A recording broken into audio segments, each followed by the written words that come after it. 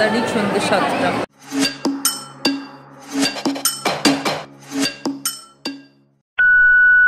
Hello guys, welcome back to my channel.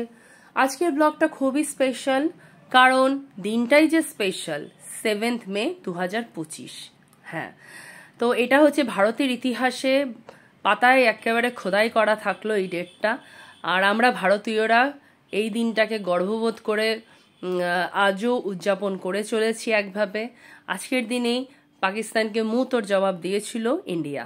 তো যাই হোক, সেই দিনকে ছিল ব্ল্যাক আউট হওয়ার দিন। তা আমি তাও বেরোলাম। তো সকালবেলায় আমি ইপি খেয়েছিলাম ব্রেকফাস্টে, আর আমি এখানে এখন লাঞ্চে নিয়ে নিয়েছি দই বড়া, সাথে একটু লস্যি। গরম প্রচণ্ড ছিল ওই দিনকে, তো লস্যি খেয়ে আর দই বড়া খেয়ে একটু গরম থেকে নিজেকে তরতাজা করলাম। আর খুব টেনশনে আছি, দেখো মুখ চোখ একদম শুকিয়ে গেছে, বুঝতে পারছি না কি হবে কি হবে।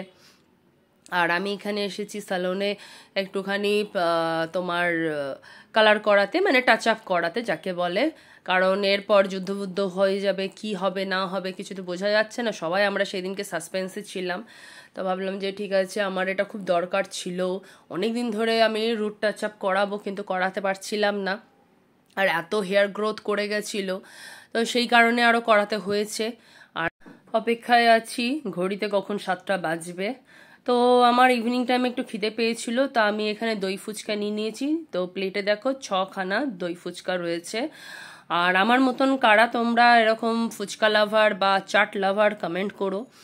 আর ফুচকাটা না একেবারে নেতিয়ে গেছিলো, দই এত দিয়ে দিয়েছিল যার জন্য। তো তাও আমি এনজয় করেছি, কারণ আমি প্রচণ্ড ভালোবাসি চাট বলো ফুচকা বলো যা কিছু। আর চিন্তাও করছি, দেখো আমার মুখ চোখ একদম শুকিয়ে গেছে টেনশনে, যে এই বুঝি 7টা বাজলেই চারিদিক অন্ধকার হয়ে যাবে। হ্যাঁ, তো খিদে যেহেতু পেয়েছিল তাই খাওয়া, তাই আমি টুকটাকি খাচ্ছি। খুব একটা আমার সেদিন ইচ্ছা করছে না কিছু খেতে, কিছুই ভালো লাগছে না, খালি মনে হচ্ছে কি হবে কি হবে। আমি কেন, সবাই আমরা সেদিন টেনশনেই ছিলাম ইনফ্যাক্ট। তো সেটা তো সবই খুলাসা হয়ে গেল সকালবেলা হতেই। ঘড়িতে 7টা, কিন্তু নো ব্ল্যাক আউট, চারিদিকে আলোই আলো।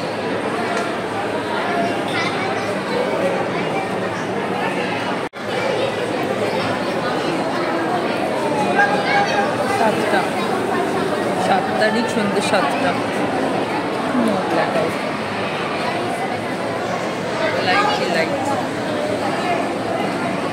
ব্ল্যাকআউট না হওয়াতে আমি যেন কি আনন্দ পেলাম, আকাশের চাঁদ পেয়ে গেছি। তো এই আনন্দে আমি আবার মোমোটো ট্রাই করলাম।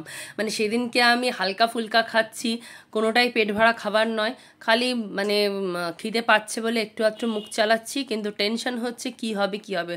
আর বাড়ি যাব সেটারও ভাবছি কিভাবে বাড়ি যাব, কারণ যদি ব্ল্যাকআউট হয়ে যায়, চারিদিক অন্ধকার হয়ে যায়, তাহলে কি করে বাড়ি যাব, এগুলো চিন্তা করছিলাম। তারপরে দেখলাম যে না, ব্ল্যাকআউট হয়নি। আর আমার কেন জানি না মনটা খুব খুশি খুশি হয়ে গেল, শুধু ব্ল্যাকআউট হয়নি বলে না, একটা আলাদাই আনন্দ হচ্ছিল, মনে হচ্ছিল কিছু একটা যেন খুব ভালো হচ্ছে, খুব ভালো হচ্ছে। কী যে ভালো হচ্ছে আমি কিন্তু তখনও জানতাম না, সিরিয়াসলি আমি কেন, কেউই জানি না ইনফ্যাক্ট। সবাই একটা টেনশনের মধ্যে ভুগছি, এই বুঝি যুদ্ধ হবে, এই বুঝি কিছু একটা হবে, এই হয়তো কারফিউ জারি হবে, কত কিছু চিন্তাই না মাথায় আসছে। তার মধ্যেও একটা কেন জানি না অন্যদিক থেকে আনন্দ হয়েছে। বলে না সিক্স সেন্সটা প্রচণ্ড মানুষের কাজ করে। তো যাই হোক, বাড়ি ফেরার সময় মিকে বললাম কিছু রান্নাবান্না করার দরকার নেই, আজকে রোল খাবো।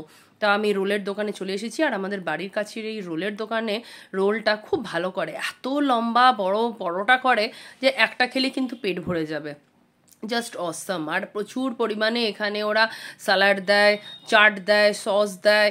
হ্যাঁ, তুমি যা বলবে, তুমি যদি বলবে যে আমাকে এরকম দিতে, ওরকমভাবেই বানিয়ে দেবে। হ্যাঁ, ভীষণ টেস্টি হয়, মানে একটা আলাদা রকমই এদের জাদু আছে। তো এইটা ভীষণই একটা ঐতিহাসিক দিন আর খুবই আনন্দের বিষয়। আর ভারতীয় হিসেবে আমি বরাবর গর্বিত, আর এই দিনকে আরও বেশি গর্বিত হলাম যখন খবরে জানলাম যে জঙ্গিদের 9টা ঘাঁটিকে গুড়িয়ে দিয়েছে আর অপারেশন সিঁদুর শুরু হয়ে গেছে।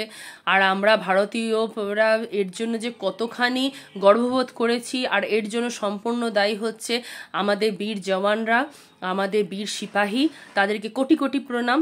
আফটার অল আমিও তো এক আর্মি ম্যানের মেয়ে, তাই জন্য আমি বিশাল গর্ববোধ করি এনাদের জন্য।